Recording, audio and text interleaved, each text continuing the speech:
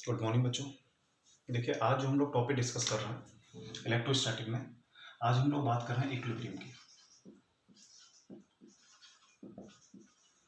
Equilibrium आपका तीन type का होता है। एक होता है हमारा स्टेबल इक्विलिब्रियम, एक होता है हमारा अनस्टेबल इक्विलिब्रियम, और एक होता है हमारा न्यूट्रल इक्विलिब्रियम। ठीक है, जल्दी हम इन दोनों केसेस को डिस्कस करते हैं। स्टेबल इक्विलिब्रियम का मतलब क्या है कि if a charged particle is slightly displaced from its equilibrium and release, it try to return back its equilibrium position। यानी किसी भी चार्ज को अगर आप उसके इक्विलिब्रियम पोजीशन से डिस्प्लेस करो और वो अपनी इक्विलिब्रियम पोजीशन पे वापस आने की कोशिश करे, ठीक है, तो ऐसा केस हमारा स्टेबल का इक्विलिब्रियम का केस कहलाता है। ठीक है, if a charge particle is slightly displace from equilibrium and release it try to return back its equilibrium position, तो वो स्टेबल का केस होगा।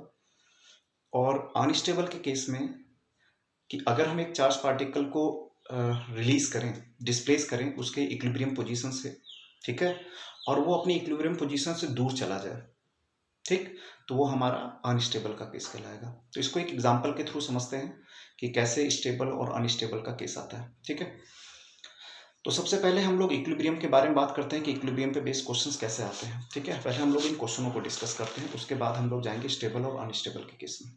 ठीक, जैसे सिंपल एक क्वेश्चन आ जाता है, जैसे उसमें एक क्वेश्चन ये दिया हुआ है कि there are the two charge, एक आपका +4e है और एक आपका +e है। ठीक है, तो दो चार्ज हमारे दिए गए हैं और सेपरेशन इनका a दिया हुआ है।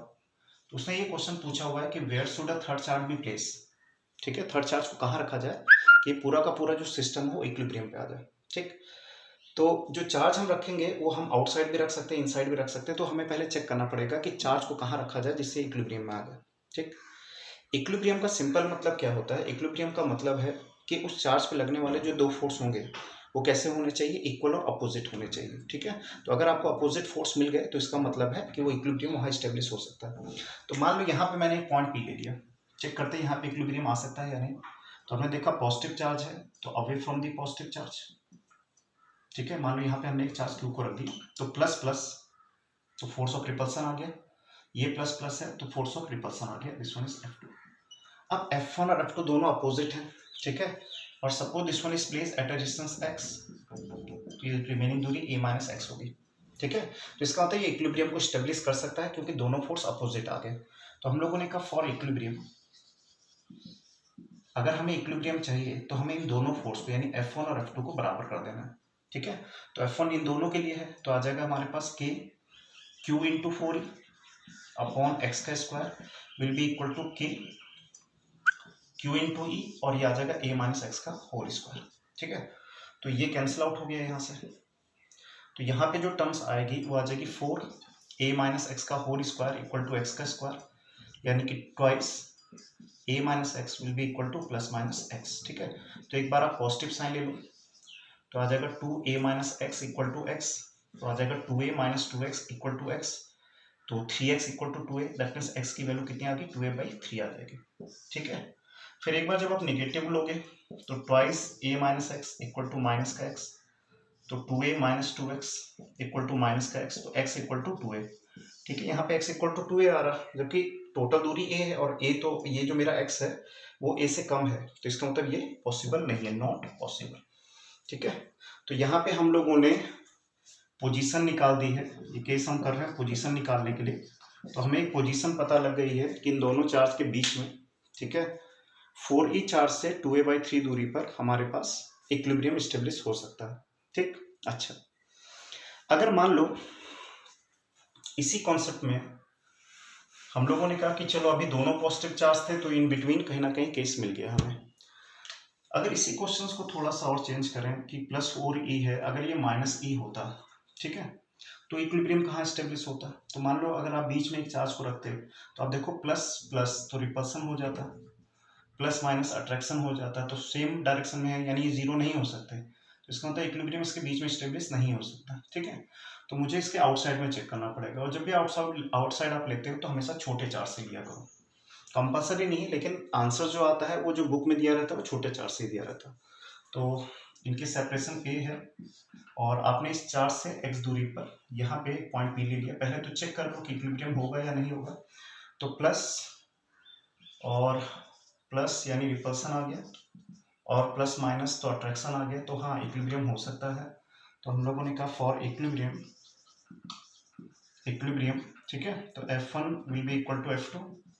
तो F1 यानी इन दोनों के लिए जो आएगा वो आ जाएगा हमारे पास k 4e इंटू क्यू, और दूरी यहाँ से यहाँ तक की क्या हो जाएगी a प्लस एक्स का whole square will be equal to, अब इन दोनों की बात करें तो k q इंटू ई, और ये दूरी आ गई x का स्क्वायर। ठीक है, अच्छा, तो ये कैंसिल आउट हो गया हमारे पास, तो ये आ जाएगा 4, ठीक है, x का square will be equal to, ये पहले इसको लिख देता हूँ मैं, a प्लस एक्स का whole square will be equal to 4x square. ठीक है, तो यहाँ पे a plus x equal to plus minus 2x आ जाएगा। तो फिर वही केस पॉजिटिव ले लो, तो a plus x equal to 2x, तो x की वैल्यू a आ गई आपके पास। ठीक है, निगेटिव पे सॉल्व करते हैं, तो a plus x equal to minus का 2x, तो x जो है वो निगेटिव में आ जाएगा, जो कि नॉट पॉसिबल है हमारे पास। ठीक है, तो हमें ये पता लग गया कि प्लस ये जो हमारा माइनस ई चार्ज से a दूरी पर एक ऐसा पॉइंट है जहाँ पे हमारा इक्विलिब्रियम स्टेब्लिश हो सकता है। ठीक है, तो ये सब हम लोग जो केस पढ़ रहे थे ये हमारा पोजीशन के लिए था, कि अगर आपको पोजीशन को फाइंड आउट करना है तो हम इन कॉन्सेप्ट का यूज कर सकते हैं। ठीक है, अच्छा, एक और केस हम लोग स्टेब्लिश कर देते हैं कि अगर मान लो अगर ये दोनों ही चार्ज नेगेटिव होते, एक -4e होता, ये भी -e होता, ठीक है, तो इसके लिए इक्विलिब्रियम कहाँ स्टेब्लिश होता, तो हमने यहाँ पे अगर चार्ज को रखते तो प्लस माइनस अट्रैक्शन हो गया F1, प्लस माइनस अट्रैक्शन हो गया F1, यानी कि स्टेब्लिश हो सकता है। ठीक है, अच्छा, तो यहाँ से हमारे माइंड में कंक्लूजन आया। अगर आप ध्यान से देखो तो मेरा एक पहला डायग्राम ये था +4e, ये +e था, यहीं पे आपका इक्विलिब्रियम आ गया था। लेकिन जब ये +4e था, ये जब -e था, तो इक्विलिब्रियम के लिए हमें यहाँ पे कहीं पे जाना पड़ गया था। ठीक है,